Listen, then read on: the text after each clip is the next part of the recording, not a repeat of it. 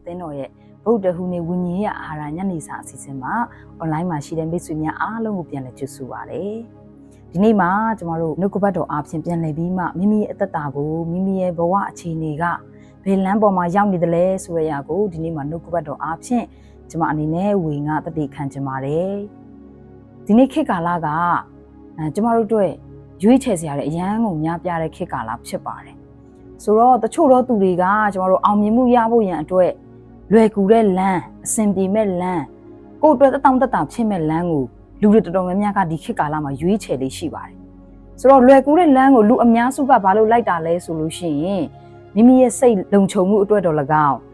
းအများကအဆင်ပြေတယ်လို့ထင်ကိုယ့်အတွက်လည်းအဆင်ပြေမယ်ဆိုပြီးမှအားစိုက်ထုတ်မှုပေါ့နော်ဒီအရာကိုတိတ်ပြီးမှကျမတို့အားစိုက်ထုတ်မှုကိုတိတ်ပြီးမလောက်ချင်ကြတဲ့အခါမှာလူတွေကလွယ်ကူတဲ့လမ်းကိုလိုက်ကြတယ်အဲ့တော့ကျမတို့အနည်းဆုံးကျမတို့ကြည့်မယ်ဆိုငွေကြေးနဲ့ဆိုင်တဲ့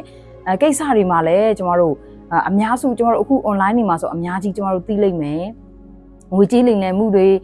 မိမိရဲ့ဘဝကောင်းစားဖို့နော်မိမိရဲ့အသက်တာကောင်းစားဖို့သူတစ်ပါးတွေဘလို့ပဲအခြေအနေကြုံရ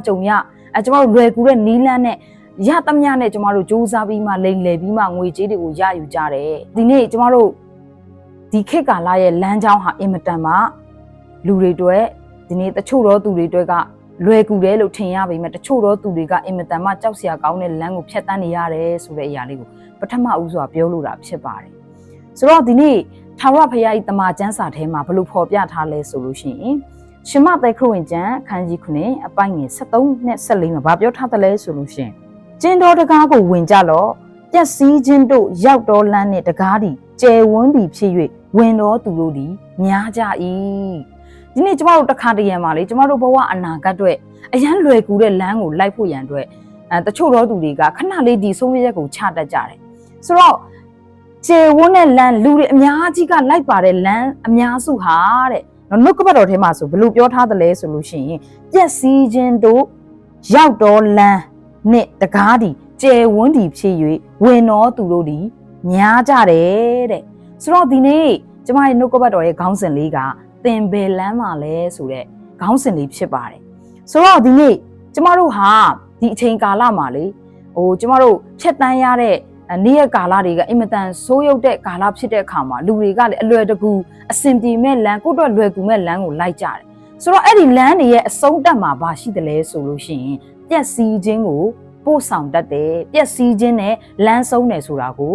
တွေ့ရတာဖြစ်ပါတယ်ဒီအရာကိုနှုတ်ကပတ်တော်ကလည်းအတိအကျကျမတို့ကိုဖော်ပြထားတာဖြစ်တယ်ဒါကြောင့်မို့ယေရှုခရစ်တော်ကကျမတို့ကိုပြောထားတယ်လဲဆိုကျင်းတော်တကားကိုဝင်ကြလောလို့ကျမတို့ကိုပြောထားပါတယ်ဆိုတော့အဲ့ဒီကျင်းတော်တကားဟာဘယ်လိုတကားမျိုးလဲဆိုလို့ရှိရင်အသက်ရှင်တော်လမ်းဖြစ်တယ်လို့ဓမ္မတရားကကျမတို့ကိုပြောနေတာဖြစ်တယ်ဒါဆိုမိတ်ဆွေရဲ့တတထဲမှာဒီကနေ့ကျမတို့ပျက်စီးခြင်းလမ်းထဲမှာလူတွေတော်များများကတွာလာနေကြတယ်အဲ့တော့အဆုံးမှာကျမတို့အတွက်ပျက်စီးမဲ့လမ်းကြောင်းမှာရက်တည်နေတဲ့သူတွေမြောက်များစွာရှိတယ်ဆိုတော့တော့လေသင်နဲ့ကျွန်တော်ရဲ့အသက်တာထဲမှာအသက်ရှင်တော်လမ်းကိုရှာတွေ့ခြင်းနဲ့ဆိုလို့ရှိရင်ဒီကနေ့နှုတ်ကပတ်တော်ထဲမှာပြောတဲ့ကျင်းတော်လမ်းကိုကျမတို့တွားဖို့ရန်လိုအပ်တာဖြစ်ပါတယ်။ဒါဆိုရင်ကျင်းတော်လမ်းဟာအသက်ရှင်တော်လမ်းဖြစ်တယ်ဆိုရင်ဘယ်လိုရှာရမလဲ။ဘယ်လိုတွားရမလဲ။ဘယ်လိုတွေ့နိုင်မလဲအဲ့ဒီတကားကိုဆိုတော့နှုတ်ကပတ်တော်ထဲမှာဘယ်လိုပြောထားလဲဆိုရင်ရှင်ဟောခရစ်ဝင်ကျမ်းအခန်းကြီး14အပိုင်ငယ်6နဲ့9မှာပြောထားလဲဆိုရင်ယေရှုခရစ်တော်ဟာငါဒီလမ်းခီးဖြစ်တယ်တမန်တရားဖြစ်တယ်အသက်လည်းဖြစ်တယ်လို့ပြောထားတာဖြစ်ပါတယ်။ဒါကြောင့်မို့ဒီကနေ့ကြည့်ရှုနေကြတဲ့မိတ်ဆွေများနော်ညီကိုမောင်နှမတွေဒီကနေ့မှာဒီအရာလေးနဲ့ကျွန်မအားပေးခြင်းပါတယ်။ကျမတို့ရဲ့ဘဝမှာလွယ်ကူတဲ့လမ်းတွေကိုလိုက်ပြီးမှကျမတို့ရဲ့ဘဝတွေဘယ်လောက်ထိပျက်စီးခဲ့ပြီလဲ။အခုတင်ရက်နေတဲ့လမ်းကဘယ်လမ်းမှာလဲဆိုတာကိုဒီနေ့နှုတ်ကပတ်တော်အားဖြင့်ကျမတို့စင်ကြင်ရင်းနဲ့အသက်ရှင်တဲ့လမ်းကိုတင်သွားခြင်းနဲ့ထိုအသက်ရှင်တဲ့လမ်းထဲကိုတင်ဝင်ခြင်းနဲ့ဆိုလို့ရှိရင်လွတ်မြောက်ရာလမ်းဟာထိုယေရှုခရစ်တော်ပဲဖြစ်တယ်ဆိုတဲ့အရာလေးနဲ့နှုတ်ကပတ်တော်အားဖြင့်ပြန်လည်ပြီးမှအားပေးခြင်းပါတယ်ဆိုတော့အဲ့ဒီအသက်ရှင်တဲ့လမ်းဟာယေရှုခရစ်တော်ပဲဖြစ်ပါတယ်ဘာကြောင့်မို့လဲဆိုလို့ရှိရင်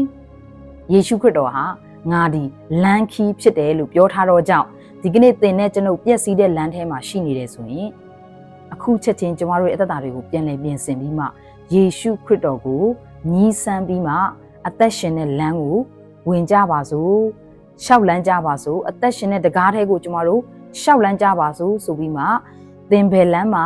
ရှိနေတယ်လဲဆိုတဲ့နှုတ်ကပတ်တော်အားဖြင့်ဒီကနေ့မှာမိတ်ဆွေများကို အားပေးဝေမျှကြတာဖြစ်ပါတယ်ကြည့်ရှုကြားနာသူရောက်ချင်းစီတိုင်းဖျားထံမှကောင်းကြီးမင်္ဂလာတက်ရောက်ပါစေ